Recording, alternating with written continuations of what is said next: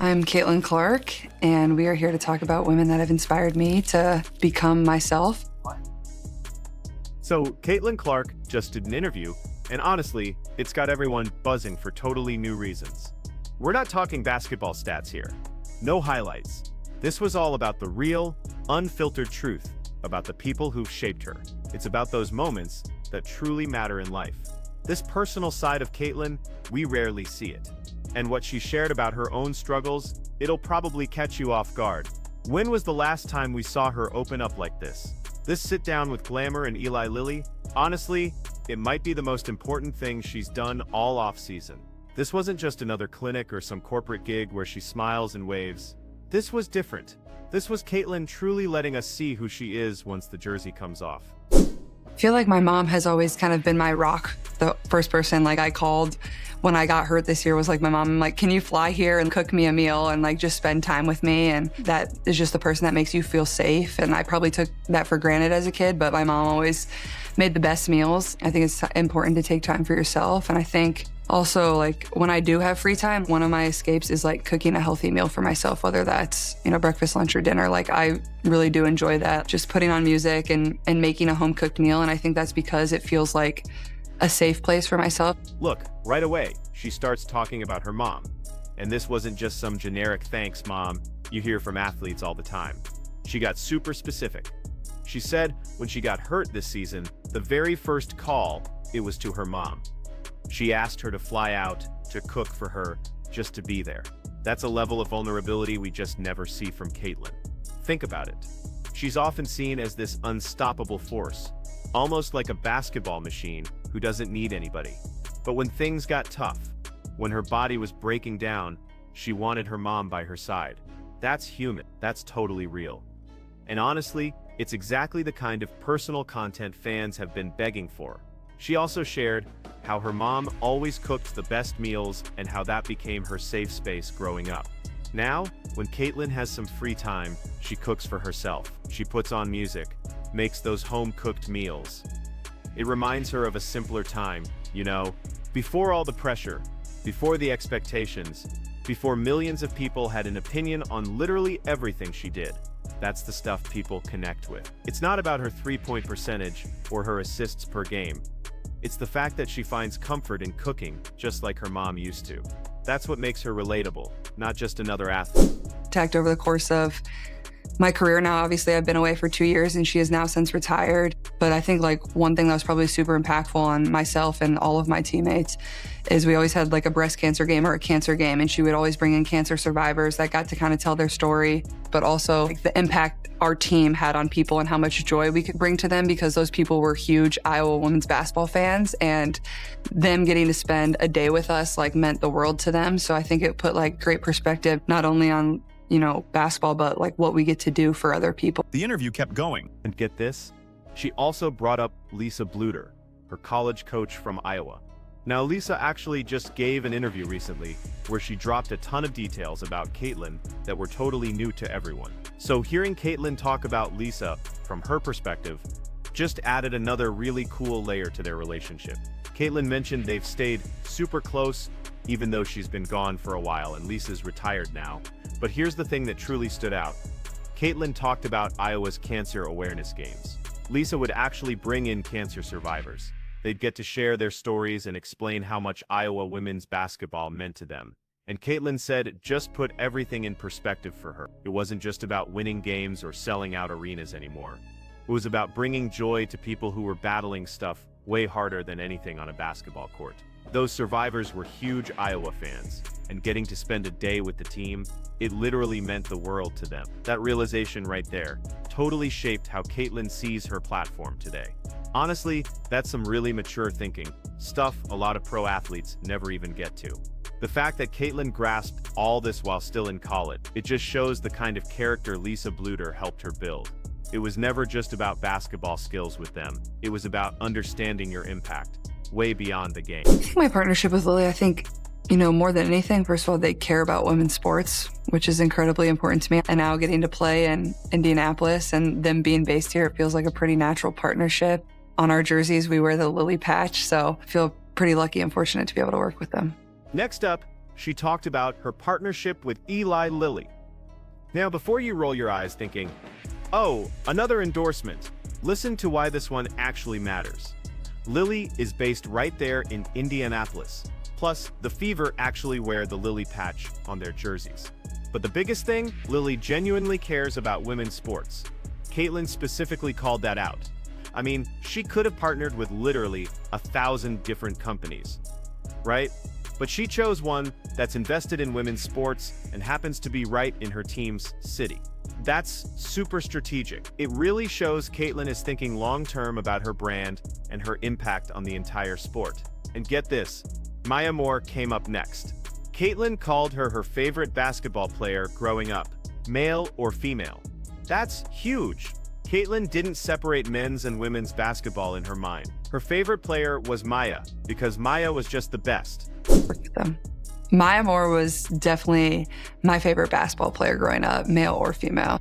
You know, getting to meet her and watch her play in a game for the first time is probably one of the greatest memories of my childhood, truly. And when Maya Moore did come and watch me at Iowa, it was a surprise. She was sitting courtside, and just to have somebody you grew up wanting to be like, take time out of their day to come and support you. And she was inducted to the Women's Basketball Hall of Fame, and like the way she talked about like team culture and how much that meant to her, and being a team player and how impactful that can be on your life is so true. And being on teams that have been really good, like, you know how true that is and how much that meant to her. And throughout the course of her career, like, it's just an easy person to...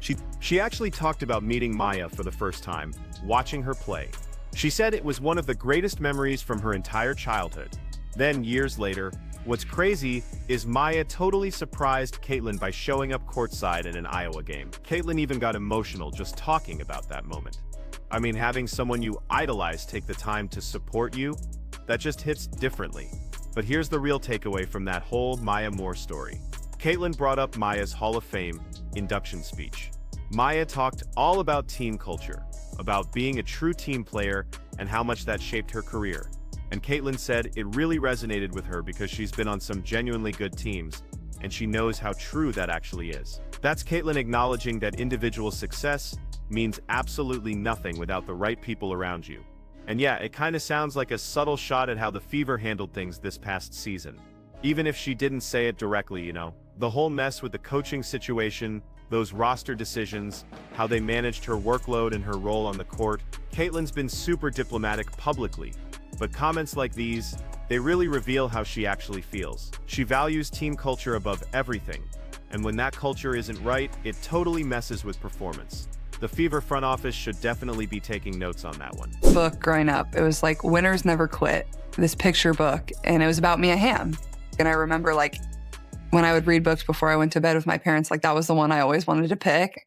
The resiliency she had, that's the whole story of the book, and what USA Women's Soccer did for not only, you know, female athletes, but women in general, and how much they brought people together. Like, that's just been her ability, is just really to inspire people and to give back. And I don't think I would be here if it wasn't for them, because they were the people that inspired me to want to play in the first place or want to work hard and achieve everything that I wanted to achieve. Like, if it wasn't for those people that have kind of inspired me, like, I certainly don't think I would be able to play in front of a sold-out crowd every single night and have young girls and young boys screaming and wearing my jersey. Like, those are moments you never take for granted. Then she brought up Mia Hamm, and this is where things got really personal.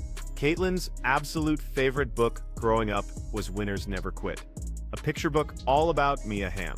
She'd pick it every single night when her parents read to her. That book was about resilience, about getting back up after a knockdown, about never, ever quitting, no matter how hard things get. Honestly, that book shaped Caitlyn's entire mentality. And when you look at her career, all the adversity, the criticism, the crazy pressure, you can totally see that lesson playing out in real time. She also talked about what the U.S. women's soccer team did for female athletes and for women generally, how they truly united people and inspired an entire generation. Caitlyn said she wouldn't be where she is today without those pioneers. They actually made her want to play sports in the first place. That's her acknowledging she's standing on the shoulders of giants. Caitlyn totally gets that she didn't create women's basketball popularity. She's benefiting from decades of work by women who paved the way, but she also knows she has a massive responsibility to keep building for the next generation. The interview wrapped up with Caitlyn talking about playing in front of sold-out crowds every single night, seeing young girls and boys screaming, wearing her jersey. She said those are moments you literally never take for granted, and you could absolutely tell she meant every word. Look, this whole interview was Caitlyn showing a side of herself that's honestly been missing from the public eye. The human side. The daughter who needs her mom when things are tough. The player who cooks just to feel grounded. The person who truly understands her platform is way bigger than just basketball. And what's crazy is, this is exactly what fans have been asking for. People are just tired of the corporate Caitlyn who shows up, smiles for photos, and says nothing interesting. They want the real Caitlyn, the one with thoughts, feelings, and struggles, just like everyone else. Now, the criticism of Caitlyn this offseason, some of it has been valid. She's been too quiet, a bit too removed, focusing on brand deals and business moves while kinda ignoring the fan base that built her up. So, this interview, it's a huge step in the right direction. But it needs to be the start, not just a one-off thing. Caitlyn really needs to do more of this. More interviews where she opens up.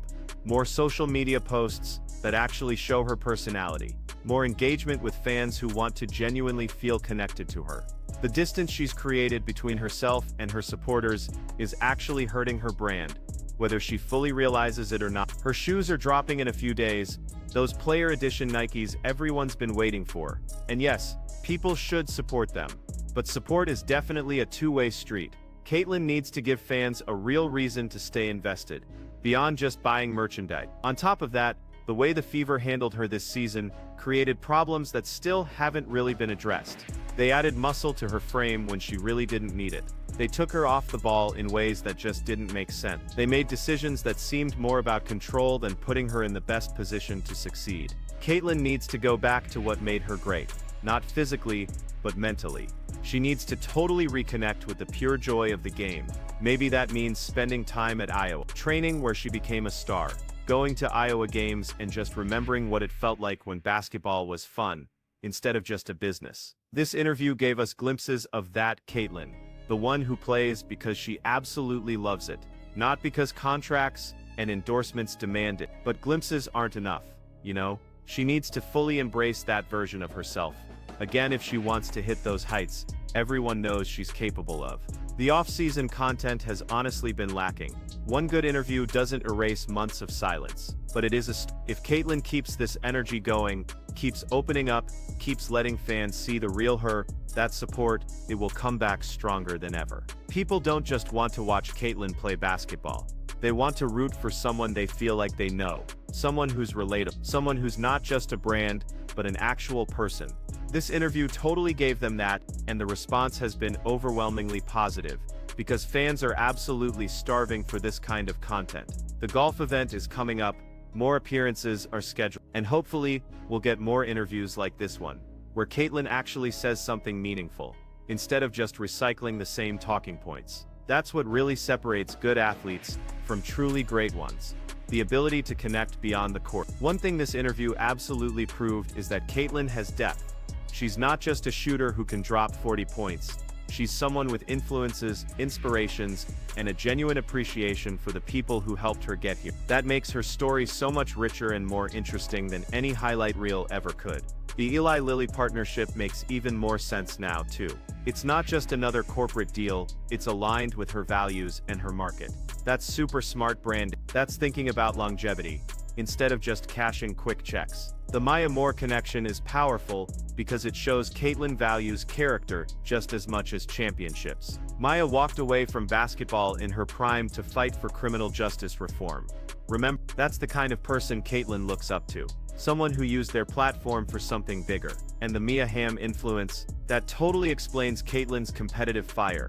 That book about never quitting became her core philosophy. And when you watch Caitlyn play, you see she doesn't quit. Even when she's exhausted. Even when her team is down. Even when critics say she's overrated. She keeps fighting. This interview honestly needed to happen months ago. But hey, better late than never, right? If Caitlyn keeps this momentum, keeps being authentic, keeps showing fans who she really is, the whole narrative around her will definitely shift. people will remember why they fell in love with her game in the first place. Caitlyn Clark just gave us the realest interview we've seen from her in a long time. This is the content we've been waiting for, and hopefully it's just the beginning.